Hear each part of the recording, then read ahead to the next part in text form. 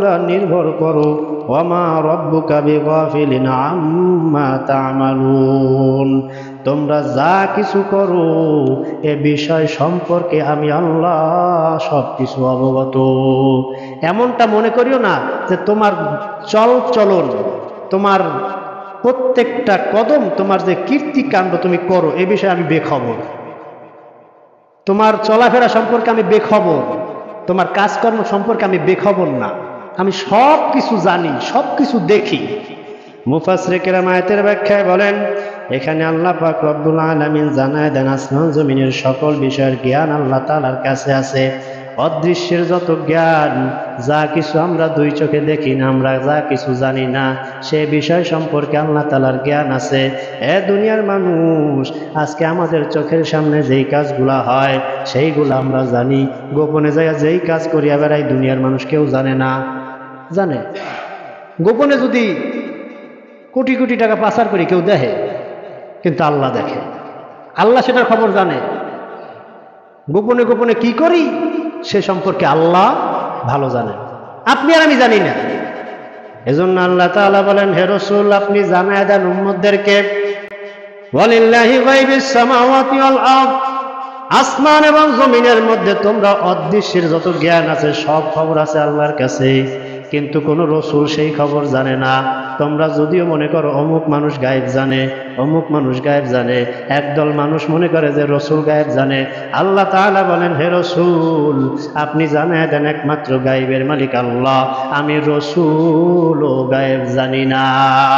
আমাকে যা জানানো হয় আমি তা জানি, নাকি আল্লাহকে যা জানায় দেওয়া হয় সেই সম্পর্কে আল্লাহ জানেন, না জানাইলে তিনি কিছু বলতে পারেন না।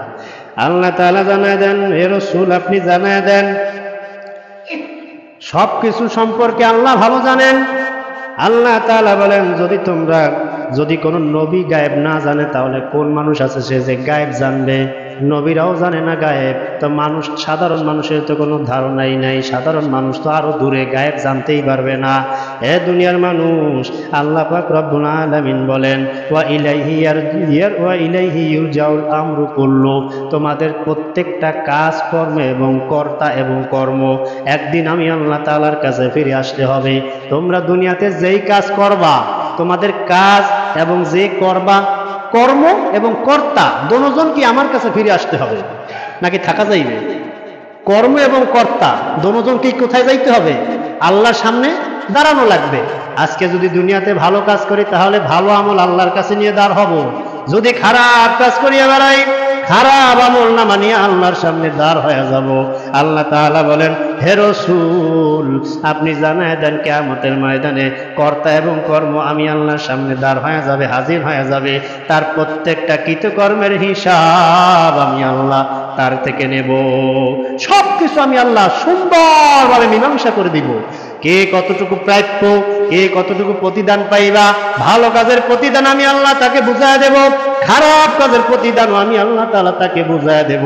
হে রাসূল আপনি জানায় দেন, সুতরাং তোমরা একমাত্র সেই মালিকের ইবাদত করো, তার উপর তাওয়াক্কুল করো, তোমরা সেই মালিকের গোলামি করিয়া বেড়াও, তার কথা অনুযায়ী জীবন চালাও, সে যেইভাবে জীবন চালাইতে বলে সেইভাবে জীবন চালাও, আল্লাহর হুকুমগুলা বাস্তবায়ন করিয়া নাও, তাতে করে তোমরা ভরসা করবা আল্লাহ।